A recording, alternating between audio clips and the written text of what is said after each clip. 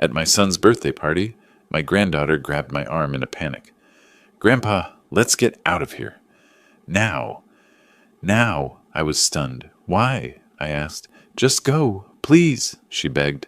I trusted her, and it saved me from a terrible act on the part of my son. You would not believe what he was planning to do. Before we continue, please subscribe to the channel and let us know where you are listening in the comments. Dad, I need you to listen to me this time without jumping to conclusions.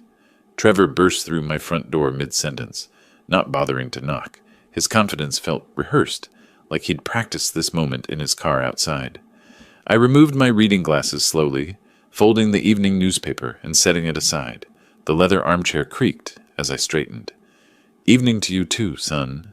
My voice carried 40 years of dealing with overeager contractors who promised the impossible. "What's so urgent it couldn't wait for a proper greeting?" He paced toward my bookshelf, then spun back, hands gesturing wildly. "This is it, Dad, the opportunity I've been waiting for. A real estate syndicate with guaranteed returns." I stood, moving to my filing cabinet with deliberate steps. Trevor's eyes followed nervously as I retrieved a manila folder, marked, "Trevor, Investments, 2019-2025. "Guaranteed, you say?" I spread the documents across my coffee table. 15% returns, perhaps? Maybe 20? "Dad, this is different." Like the Miami condos were different. I pulled out a receipt. $75,000. Gone in 3 months when your guaranteed rental income turned into a foreclosure notice. Trevor's jaw tightened. His confident posture crumbled as he recognized the papers. Bank statements, contracts, canceled checks, all chronicling his spectacular failures. "You never trust me." His voice rose, echoing off the hardwood floors. "Every time I try to build something, you sabotage it with your negativity." I opened another folder. The cryptocurrency mining equipment that never arrived. $50,000 to a scammer you met online. That was different, I continued shuffling papers. The food truck business with a convicted felon as your partner. 30,000 startup costs. Lasted exactly 93 days.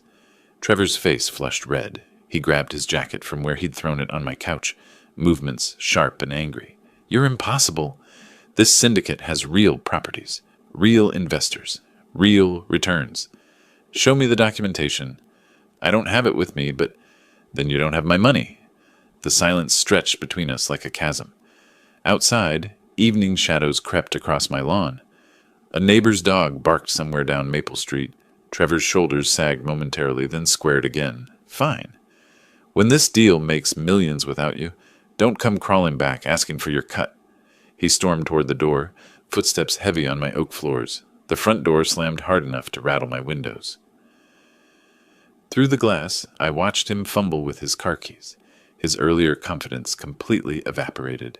The engine roared to life with unnecessary force. Gravel scattered as he backed out of my driveway too fast, tires squealing slightly. Red taillights glowed angry in the gathering dusk as his car disappeared around the corner. I remained standing by the window, watching the empty street long after the sound of his engine faded. The red glow of taillights disappeared around Maple Street corner. I stepped back from the window, my reflection ghost-like in the darkening glass. The house felt hollow now, filled with echoes of raised voices and slammed doors. I moved to the kitchen, my feet finding their familiar path across creaking floorboards. The coffee ritual helped. Grinding beans, measuring water, the steady drip that filled the evening silence. 40 years of marriage had taught me that some conversations required coffee afterward, even when conducted alone. Steam rose from my mug as I carried it to my study. The filing cabinet drawer opened with a metallic whisper. Manila folders emerged in chronological order, each one a lesson Trevor refused to learn. Miami first. The real estate prospectus had looked legitimate enough. Glossy brochures featuring pristine condominiums overlooking Biscayne Bay. Trevor had been 34 then, still optimistic about quick fortunes. The developer vanished with investors' money before breaking ground. $75,000 gone. I spread the cryptocurrency documents across my desk. Mining equipment that existed only in online advertisements. Trevor had shown me YouTube videos of supposed mining farms, convinced he'd discovered the future of wealth. The scammer's website looked professional until it disappeared overnight, taking 50,000 with it. The food truck partnership came next. Trevor's business plan had actually impressed me initially. Locally sourced ingredients, downtown location near the courthouse. Then I discovered his partner's criminal history. Embezzlement. The man had stolen from his previous employer, but Trevor dismissed my concerns as paranoia. 3 months later, the partner disappeared with the equipment and remaining startup funds. Coffee cooled in my mug as I reviewed bank statements documenting casino bailouts. Foxwoods, Mohegan Sun, occasional trips to Atlantic City with Meredith. Small amounts at first, 500 here, 1,000 there. The requests increased after his marriage, just until my next commission check became his standard plea. Each folder told the same story. Trevor's eternal optimism colliding with harsh reality, but tonight felt different. His anger had been sharper, more desperate. The way he'd avoided eye contact when describing his syndicate, the vague answers about documentation, classic signs I'd learned to recognize from decades of screening subcontractors. I thought about Meredith's influence. Before their marriage, Trevor's schemes had been smaller, less frequent. She encouraged his grandiose thinking, pushed him toward bigger risks. Her expensive tastes required expensive solutions. The family photo on my desk showed happier times. Trevor at 18, accepting his high school diploma. Pride had shone in his eyes then, genuine accomplishment earned through effort. When had that changed? When had he started believing success should come without struggle? My father had built our construction business with calloused hands and 16-hour days. I'd learned by carrying tools, mixing concrete, understanding materials from the ground up. Trevor wanted boardroom success without basement experience. The study lamp cast warm light across financial wreckage spanning 6 years, nearly $200,000, lost to schemes, scams, and simple poor judgment. Each time, I'd hoped this would be his learning moment. Each time, he'd convinced me the next opportunity would be different, but enabling wasn't helping. Every rescue delayed his reckoning with reality. I gathered the papers methodically, returning each folder to its proper place. The filing cabinet closed with finality. Outside my window, streetlights flickered on automatically, illuminating empty sidewalks. Tomorrow would bring new challenges, but tonight's decision felt right. Sometimes the greatest kindness was saying no. I turned off the desk lamp and headed upstairs, leaving the study in darkness. Morning sunlight streamed through the kitchen window as I folded my grocery list into my wallet. The confrontation with Trevor felt like a distant storm now, necessary but finished. Coffee had cleared my head, shower had washed away yesterday's tension, and today offered the simple pleasure of routine tasks. I grabbed my reusable shopping bags from the pantry hook, checked that my car keys were in my pocket, and headed for the front door. The morning air carried the scent of Mrs. Henderson's lilacs, blooming next door. Perfect spring weather for errands. My stride faltered halfway down the brick walkway. Something was wrong with my Honda. The car sat lower than normal, tilted at an odd angle like a wounded animal. All 4 tires were completely flat, the vehicle resting almost on its rims. My stomach dropped as I approached the silver sedan. This wasn't gradual deflation from age or weather.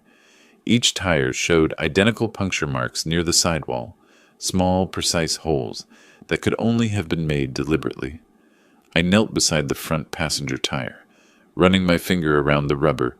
A metallic object protruded from the puncture. A roofing nail, the same type I kept in my workshop for emergency repairs. Walking around the entire vehicle, I found the pattern repeated on each wheel. 4 nails, 4 tires, 4 precise acts of vandalism committed sometime between midnight and dawn. The timeline crystallized in my mind. Last night's argument, Trevor's explosive anger, his threat about not coming crawling back when his deal succeeded, and now this, professional sabotage delivered under cover of darkness.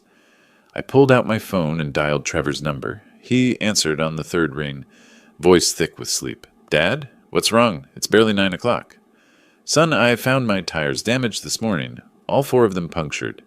A pause. When Trevor spoke again, his tone had shifted to concerned sympathy. "Dad, that's terrible. Probably neighborhood kids. You know how they get during spring break." All 4 tires, Trevor. Professional job. Nails driven in at exactly the right angle to ensure maximum damage. Are you... Another pause. Are you accusing me of something? The hurt in his voice sounded genuine, but I'd heard Trevor lie before. About his gambling losses, about his failed investments, about his promises to change. Just checking if you saw anything unusual when you left last night. Strange cars, people walking around. I drove straight home, Dad. Look, I know we had words yesterday, but I would never... This is vandalism. You should call the police. Should I? What proof did I have beyond timing and suspicion? Trevor's denials sounded convincing, and my accusation could destroy what remained of our relationship permanently. I'll handle it through insurance, I said finally. Thanks for the concern. Dad, wait, I'm sorry about yesterday. About everything. We both said things. Let's discuss it later, son. I need to call AAA. The roadside assistance operator estimated 45 minutes for a tow truck. I hung up and stared at my crippled vehicle, feeling suddenly older than my 68 years. Had I been wrong about Trevor? The voice on the phone had carried genuine shock and sympathy. Maybe some neighborhood vandals had targeted my car randomly. Maybe the timing was coincidental, but 40 years of construction work had taught me to recognize patterns, and this pattern pointed toward one conclusion I didn't want to accept. I gathered my shopping bags and headed back toward the house. The grocery trip would have to wait. When the mechanic finally arrived, he confirmed what I already knew. 4 professionally punctured tires, $800 in damage. Back home with a turkey sandwich and yesterday's newspaper, I tried to focus on the sports section instead of distracting myself from the growing suspicion in my gut. The phone rang as I reached for my coffee mug. Trevor's name appeared on the caller ID. Hey, Dad, how's your day going? His voice carried a brightness that seemed forced, like sunshine breaking through storm clouds. Too quickly to be natural.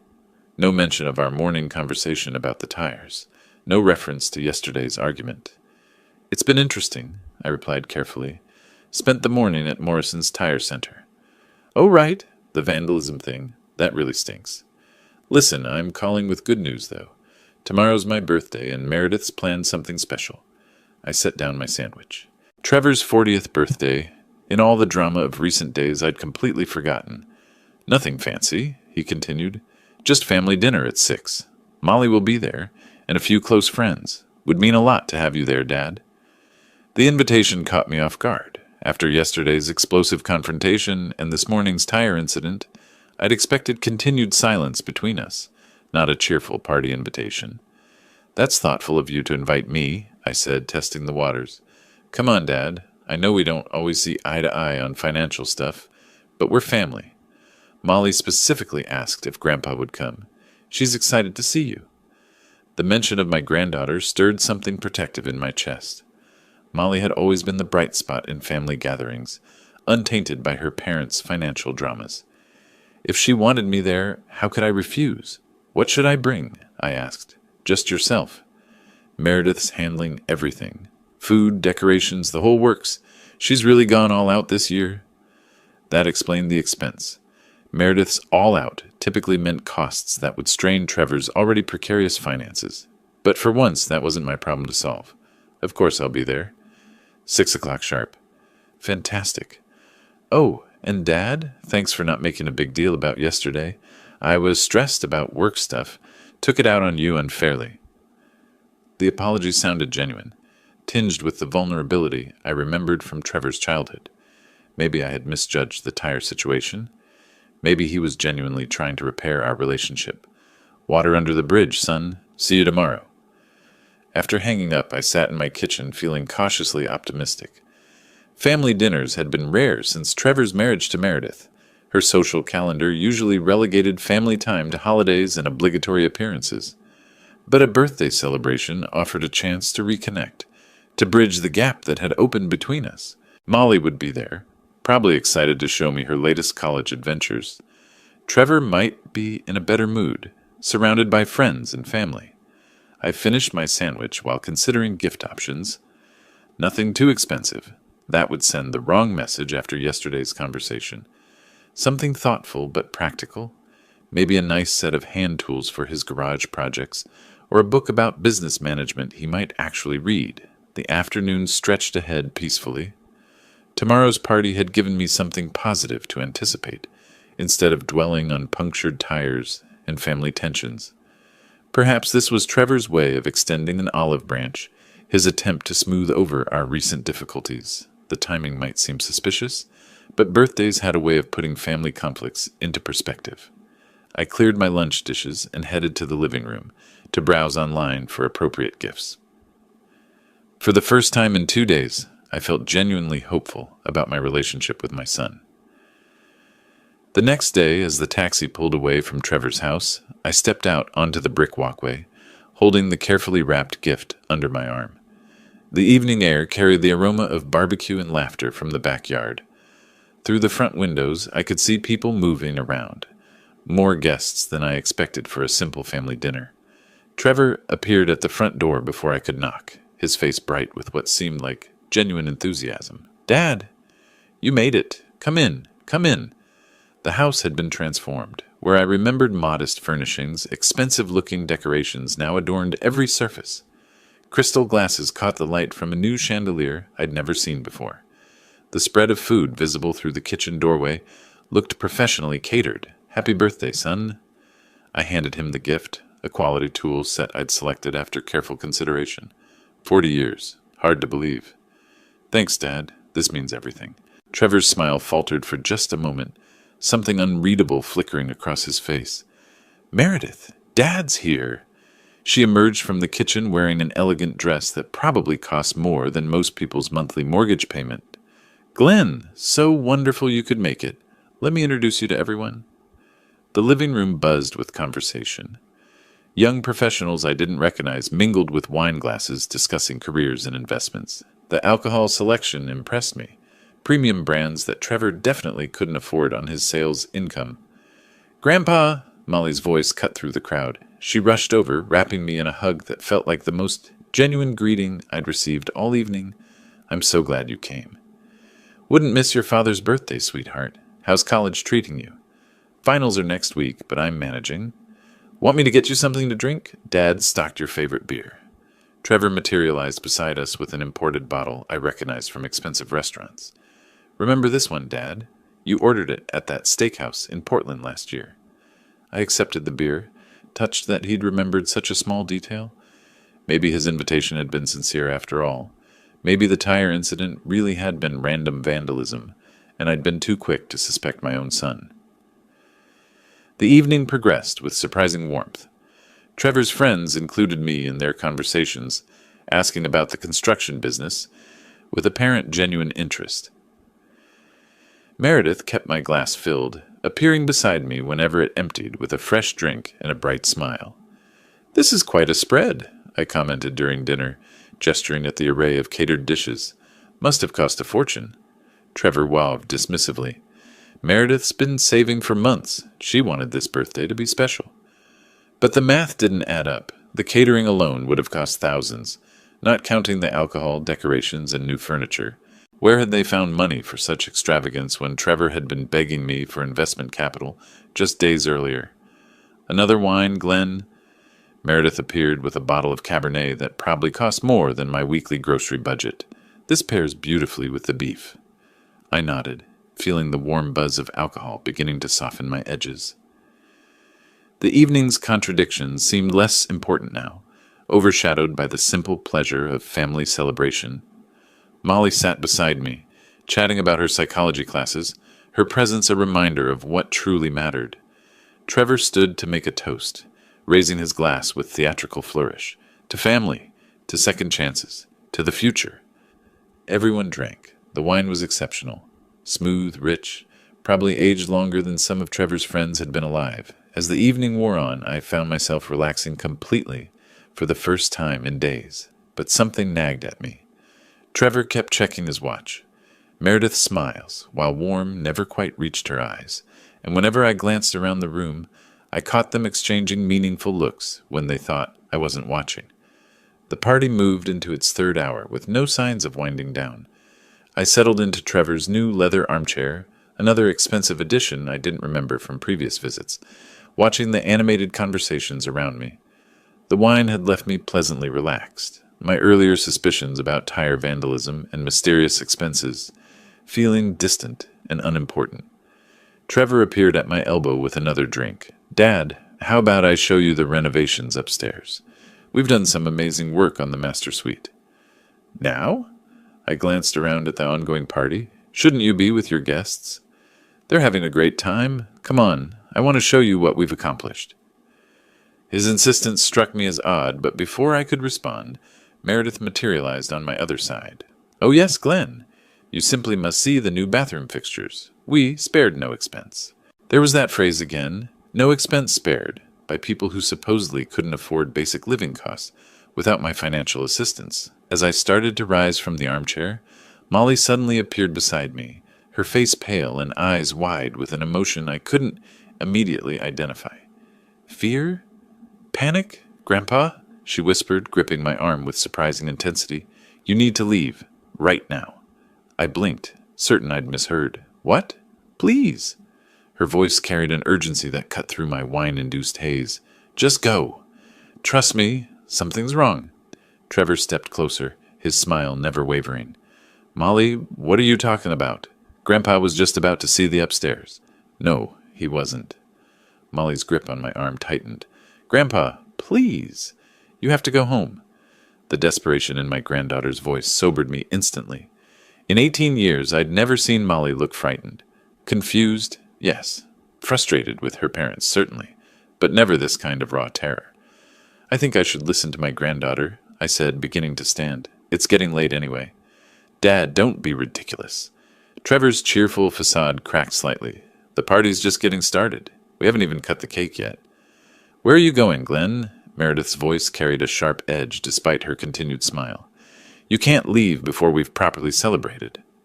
Something in their coordinated response triggered an alarm I'd learned to trust over 40 years in business. When two people worked this hard to keep you somewhere, it usually meant you needed to be somewhere else. I'm feeling a bit tired, I said, extracting myself from the chair, despite their hovering presence, age catching up with me. Just one more drink, Trevor pressed. I have a special bottle I've been saving. Another time, son. I moved toward the front door, but Trevor stepped into my path. Dad, really? Molly's just being dramatic. College stress, you know how it is. Molly made a sound that might have been a sob. When I looked at her, tears were starting to form in her eyes. That decided it. Thank you for a lovely evening, I said firmly, stepping around Trevor toward the coat closet. I'll call you tomorrow. But Dad, tomorrow, Trevor. I grabbed my jacket and headed for the front door.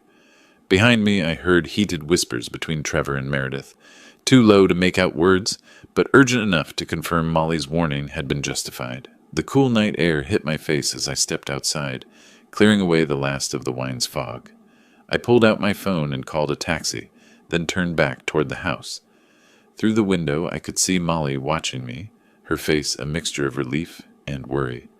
She pressed her hand against the glass in what looked like a goodbye. Whatever dangers she felt today, I trusted her instincts completely. When the taxi lights came around the corner, I decided to call her to get a full explanation. The taxi pulled away from the curb as I fumbled for my phone, streetlights casting moving shadows across the back seat. My hands trembled slightly, whether from the evening's alcohol or the adrenaline of escape, I couldn't tell. The driver glanced at me in the rearview mirror, probably wondering why his passenger looked like he'd fled a crime scene. I dialed Molly's number, praying she could talk privately. She answered on the first ring. Grandpa, are you okay? Are you safe? The urgency in her voice confirmed my worst fears. Whatever I'd escaped tonight had been real and dangerous. I'm in a taxi, heading home. Molly, what was happening back there? Why did you warn me? A long pause. I could hear muffled party sounds in the background, then a door closing. I overheard Mom and Dad talking yesterday, she said, her voice dropping to a whisper. They had some plan involving you and tonight's party. What kind of plan? They wanted to get you drunk and make you sign business documents. Something about transferring your company to Dad. The words hit me like a physical blow. My own son plotting to steal everything I'd built, over 4 decades of backbreaking work. Are you certain about this, Molly? Grandpa, there were lawyers waiting upstairs in the guest bedroom. Mom kept checking the time, making sure you were drinking enough wine. Dad kept trying to get you to go upstairs for that tour of their renovations. The pieces clicked into place with sickening clarity. The expensive party, the constant drink refills, Trevor's nervous energy, Meredith's calculating smiles. They'd orchestrated an elaborate trap, and I'd walked right into it. How much did you overhear? Enough to know they planned this right after your argument Tuesday night. Mom said you were being selfish, keeping all that money when Dad needed it for his investments. My grip tightened on the phone. They called me selfish? Mom was really confident it would work. She said once you had enough drinks, you'd sign anything they put in front of you. Something about how older people get confused when they drink. The casual cruelty of their assessment stung almost as much as the betrayal itself. They'd reduced me to a mark, an obstacle to overcome through deception and exploitation. Molly, listen to me carefully. You have to promise me something important. What? Don't tell your parents about this conversation. They didn't say anything to you for telling me to go, did they? Okay, I'll keep quiet. Dad asked me why I did it, and if I knew anything about tonight. I said no, and said that I told you to leave because it gets very dangerous in our neighborhood late at night, and I went to my room. They think I don't know about their plans. Promise me, I'll deal with this situation, but you have to be careful. Can you do that? Yes, but what if they try something else? Mom was so sure it would work. You saved all my work tonight, Molly. I'm proud of the woman you're becoming. The taxi turned onto Maple Street, my house visible in the distance. Mrs. Henderson sat on her front porch, her evening routine unchanged by the drama unfolding in her neighborhood. I have to go, sweetheart. Thank you for being the only person in this family I can trust completely. I love you, Grandpa. I love you too. Remember, if you need anything, call me. As I ended the call, one thought echoed in my mind. This betrayal wouldn't go unanswered. The taxi's taillights disappeared around the corner as I stood in my driveway, fishing for house keys with unsteady hands. The familiar weight of home felt different now. Not just a sanctuary, but a fortress under siege. Evening, Glenn. You're getting home late tonight. Mrs. Henderson's voice carried across the small gap between our properties. She sat on her front porch in the wicker chair that had occupied that spot for as long as I'd known her, wrapped in a light shawl against the spring evening chill. Good evening, Dorothy. Just visiting Trevor. I see you got your car fixed. New tires look good. I paused, keys halfway to the lock. How did you know about the tire problem? She was quiet for a moment, rocking gently in her chair. Then she stood and walked to the porch railing, close enough that we could speak without raising our voices. Well, I was sitting out here Tuesday evening. You know how I like the evening air? I saw something that troubled me, but wasn't sure if I should mention it. A chill ran down my spine that had nothing to do with the night temperature. What did you see, Dorothy? I think you should know what really happened to your tires, Glenn. I walked closer to her property line, my heart beginning to race. Tell me. I saw Trevor leaving your house that night, around 9:30. He walked around your car with something in his hand. Looked like he was checking each tire. Then he knelt down by each one, did something, and stood up, looking around to see if anyone was watching. The confirmation hit me like a sledgehammer. Not random vandalism, not neighborhood kids. My own son methodically destroying my property in a calculated act of revenge. Are you certain it was Trevor, Dorothy? Glenn, I've known that boy since he was little. It was definitely him. This was right after I heard raised voices from your house. Not that I was listening intentionally, but sound carries on quiet evenings. She'd witnessed the entire sequence. Our argument, his departure, his immediate retaliation. The timeline painted a picture of premeditated malice that went far beyond desperate financial need. He didn't see me sitting here in the shadows, she continued. I keep my porch light off in the evenings. Easier to see the stars. I appreciate you telling me this, Dorothy. I wasn't sure if I should say anything. Family matters are delicate, and I don't like to interfere. But when I saw you getting those expensive new tires, I thought you should know the truth. First, the lawyer trap Molly had revealed. Now confirmed tire vandalism from Mrs. Henderson. My son had launched a systematic campaign against me. Property damage followed by an elaborate scheme to steal my business. This wasn't desperation anymore. This was war. Let's keep this between us for now, I said, maintaining outward composure despite the rage building inside me. Of course, Glenn, but that boy needs to learn some respect for what you've built. You've worked too hard to have someone, even family, tear it down out of spite. Mrs. Henderson's words carried the weight of 40 years of neighborhood observation. She'd watched Trevor grow up, seen his gradual transformation from promising young man to bitter disappointment. Her assessment couldn't be dismissed as outsider judgment. "Thank you for being a good neighbor, Dorothy. I should get inside. It's been a long day. You take care of yourself, Glenn, and remember, if you ever need someone to verify what I saw, I'm not afraid to tell the truth." I nodded, touched by her loyalty, then walked toward my front door. Behind me, I heard her settle back into her rocking chair, resuming her evening vigil over our quiet street. Inside my house, I turned on every light and stood in my living room, surrounded by 40 years of honest work and careful accumulation. Everything Trevor had tried to steal. Tonight, through lawyers and manipulation, everything he'd already begun destroying, through vandalism and betrayal. The systematic nature of his attacks, financial manipulation followed by property damage followed by elaborate legal trap, revealed a calculated campaign rather than desperate impulses. My son had declared war on me, time to respond accordingly. Dawn broke gray and overcast, matching the cold determination that had settled in my chest overnight. Sleep had come in fragments, interrupted by mental cataloging of Trevor's betrayals and systematic analysis of his vulnerabilities. Now, at 7 a.m., I sat at my kitchen table with steaming coffee and a legal pad, ready to transform 40 years of business experience into a weapon. The emotional shock had crystallized into something far more dangerous: strategic clarity. Trevor wanted to play hardball with a man who'd built an empire from nothing. Time to remind him who taught him everything he knew about business. I moved to my study and pulled out the filing cabinet containing Trevor's investment history. Each manila folder represented a lesson in financial irresponsibility, a pattern of poor judgment that would now serve as ammunition. The Miami condo scheme, the cryptocurrency disaster, the food truck partnership with a convicted felon, all documented with contracts, bank statements, and communication records. But this wasn't about revisiting old failures. This was about weaponizing information. Trevor had made 3 critical mistakes in his campaign against me. First, he'd underestimated my business connections. Second, he'd forgotten I possessed documentation of every failed venture he'd ever undertaken.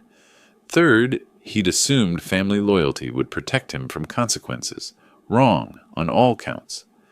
I spread the investment documents across my desk chronologically. $75,000 lost in Miami when the developer vanished. $50,000 evaporated in cryptocurrency mining equipment that never materialized. $30,000 invested in a food truck business that collapsed when Trevor's partner, a man with embezzlement convictions, disappeared with the remaining funds. Each disaster had involved other investors, people who'd trusted Trevor based on his connection to my reputation. Marcus Thompson had lost $25,000 in the Miami project. David Rodriguez had invested $35,000 in the cryptocurrency scheme. Jennifer Walsh had contributed $20,000 to the food truck venture. They'd all lost money because they trusted my son. More importantly, they all belonged to Lewiston's tight-knit business community. Marcus served on the Chamber of Commerce. David chaired the local investment group. Jennifer worked in financial services and valued transparency above all else. Perfect channels for information distribution. I retrieved my contact database and began compiling phone numbers and addresses. Anonymous tips required careful execution, professional presentation, documented evidence, and plausible deniability. The construction industry had taught me that reputation destruction required surgical precision, not emotional outbursts. Phase 1 would expose Trevor's pattern of financial mismanagement to his previous victims. Once they started comparing notes, the investment community would quickly understand they'd been systematically deceived. Phase 2 would target Meredith's professional relationships. Her expensive tastes suggested income sources beyond Trevor's struggling sales career. A woman that calculating had to have business vulnerabilities worth exploiting. Phase 3 would involve legal and financial consequences designed to cripple their ability to attempt future schemes against anyone. The beauty of this approach lay in its sustainability. I wouldn't need to maintain any deception or cover story. The evidence would speak for itself, and Trevor's victims would draw their own conclusions about his character and business practices. I opened my laptop and created an anonymous email account specifically for this operation. Professional courier services could handle document delivery. Timing would be crucial. Friday afternoon deployment to ensure weekend processing time and Monday consequences. The phone rang, startling me from my planning. Trevor's name appeared on the caller ID. I let it ring. Whatever excuses or explanations he wanted to offer could wait. Right now, I had work to do. By 1 o'clock Friday afternoon, my study resembled a war room. Investment documents lay arranged chronologically across my desk, organized by investor and loss amount. 3 large manila envelopes sat ready for courier delivery, each containing enough documented evidence to destroy what remained of Trevor's financial credibility. The first package was addressed to Marcus Thompson, who'd lost $25,000 in Trevor's Miami condo scheme. Inside were photocopies of the original investment contract, bank transfer records, and email communications showing Trevor's awareness that the developer was facing bankruptcy proceedings even as he continued collecting investor money. The second envelope contained David Rodriguez's cryptocurrency catastrophe documentation, $35,000 invested in mining equipment that existed only in online advertisements. I'd included the email thread where Trevor admitted the supplier looked questionable, but insisted the returns were too good to pass up. Jennifer Walsh's package detailed the food truck disaster, $20,000 invested in a business partnership with a convicted embezzler. The contract Trevor had signed included background check requirements he deliberately ignored. Each envelope contained a simple cover letter. Information for your consideration regarding Trevor Myers' business practices. Please review the attached documentation and draw your own conclusions. No accusations, no emotional appeals, just facts, dates, and financial records that spoke for themselves. I called Premier Courier Service and arranged same-day delivery to all 3 addresses. The timing was perfect. Friday afternoon would give the recipients weekend time to study the materials and contact each other before Monday's business day began. Anonymous delivery, the dispatcher confirmed. No problem. We'll need cash payment on pickup. Professional courier services asked no questions about anonymous packages. In 40 years of business, I'd learned that legitimate operations often required discreet information sharing. The packages left my house at 2:30 p.m. By evening, 3 of Lewiston's most connected business professionals would be reviewing documented evidence of Trevor's systematic deception of his investors. Marcus Thompson controlled significant influence in the Chamber of Commerce. David Rodriguez chaired the investment group that vetted local business opportunities. Jennifer Walsh's financial services firm advised half the entrepreneurs in town. Trevor had picked the wrong people to defraud and the wrong father to betray. My phone rang again. It was Trevor's 3rd attempt to reach me since last night. This time I answered. Dad, thank God. I've been trying to reach you since last night. I was busy, son? About yesterday, why did you listen to Molly and leave? Did she tell you something? I was just tired. It's been a long week. Listen, about yesterday, I'd like you to come over again. Meredith worked so hard on the party. She was disappointed when you couldn't stay. The casual lie rolled off his tongue with practiced ease. No mention of lawyers or signing papers. No acknowledgement of the trap I had escaped. The party was great, I said neutrally. Please thank Meredith for her hospitality. Of course. Hey, maybe we could have lunch next week. I've been thinking about our conversation on Tuesday night, and I may have some new investment ideas that will solve your problems. More intrigue. More attempts at manipulation. This man never learned. Let me check my schedule, and I'll call you back. Sure, Dad. Love you. Goodbye, Trevor. I hung up and checked the clock. 3:15 p.m. The packages had been in transit for 45 minutes. By 6 o'clock, 3 very influential people would be reading very detailed accounts of my son's business failures. The phone rang immediately. Unknown number. I didn't answer. Part of me hoped it was Marcus Thompson calling to verify the information he'd just received, but maintaining anonymity was crucial to the operation's success. Let the evidence work. Let Trevor's victims reach their own conclusions. By Monday morning, the local business community would be buzzing with documented proof of Trevor Myers' systematic deception of his investors. Phase 1 was in motion. Monday morning brought confirmation that my investor campaign had achieved its intended effect. The phone had rung 6 times before 8 a.m., business associates asking carefully worded questions about recent information regarding Trevor Myers' investment history. Word was spreading through Lewiston's business community exactly as I'd planned. Marcus Thompson had called David Rodriguez Sunday evening to compare notes. David had reached out to Jennifer Walsh to verify what they'd all received. By Monday morning, 3 of the town's most influential business professionals were warning their networks about Trevor's documented pattern of investor deception. Phase 1, complete success. Time for Phase 2. I settled into my study with fresh coffee and opened a new manila folder labeled Meredith Myers, Professional Standing. If Trevor was the desperate gambler, Meredith was the calculating mastermind who'd orchestrated the birthday party trap. She deserved equal consequences. Meredith worked as a senior client relationship manager at Pinnacle Financial Consulting, handling high net worth accounts that required absolute trust and professional integrity. Her position depended entirely on her reputation for ethical behavior and sound judgment. Perfect vulnerability. I spent the morning making discreet inquiries through my business network. Construction companies often worked with financial consultants, giving me legitimate reasons to ask questions about local firms and their personnel. The information proved illuminating. Meredith had been seen frequently at the Marriott Lounge on weekday afternoons, always with the same well-dressed professional man. Multiple sources confirmed lengthy conversations over expensive wine during hours when she should have been serving clients.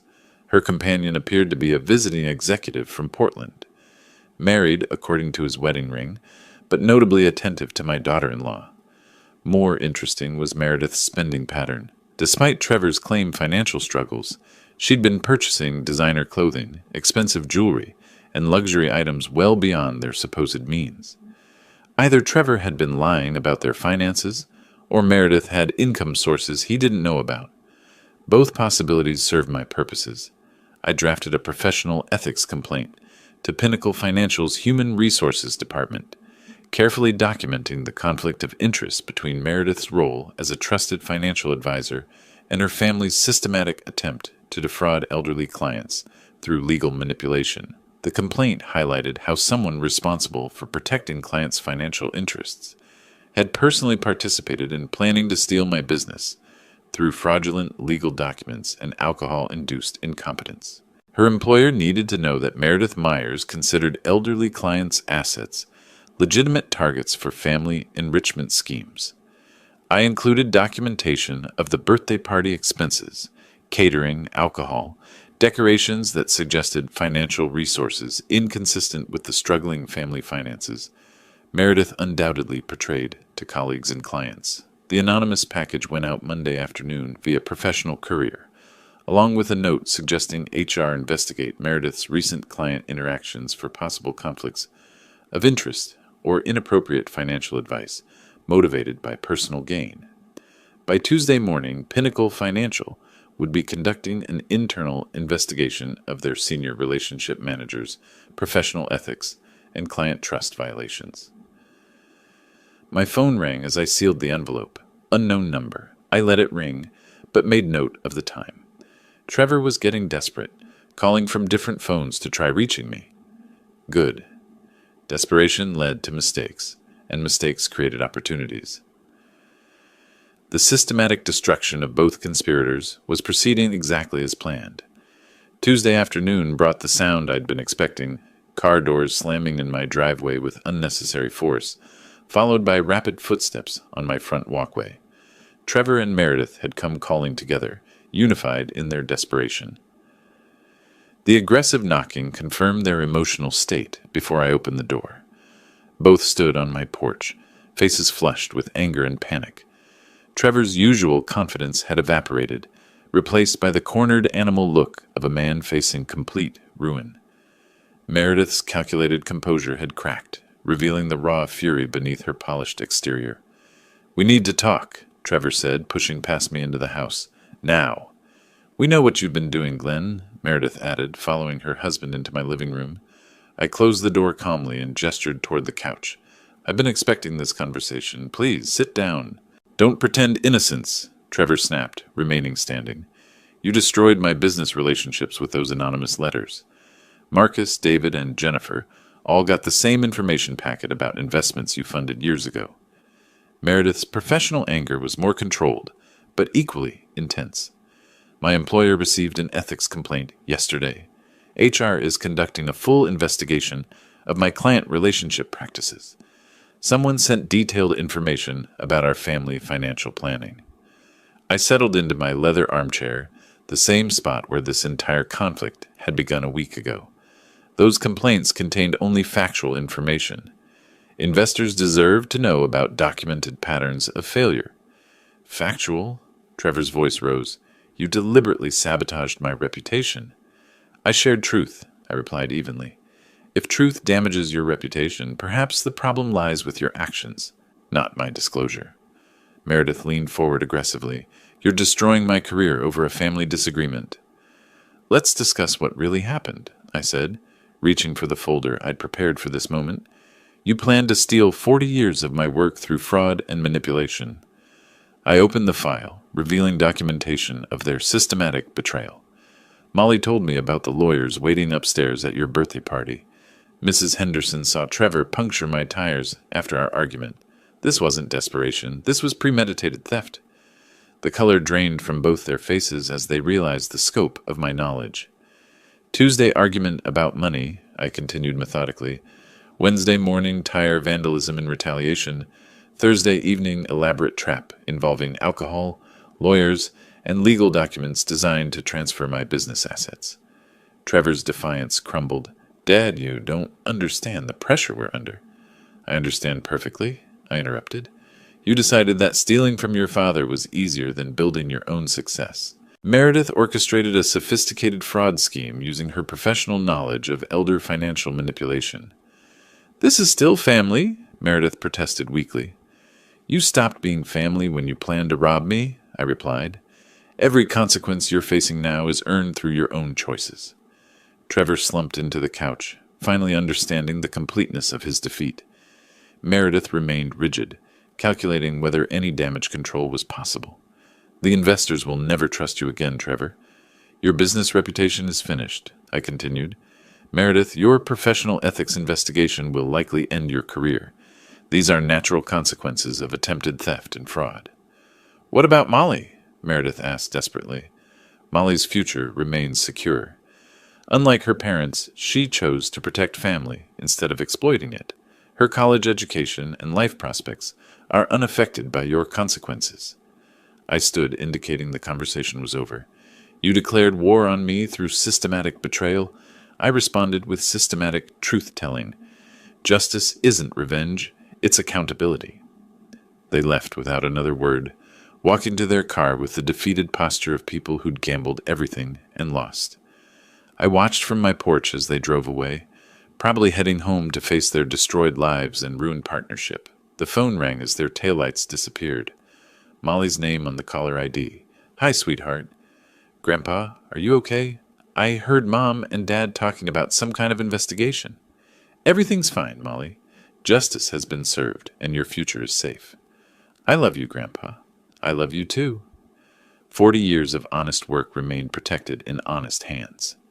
If you liked this story, please like this video, subscribe to the channel, and share your impressions of this story in the comments.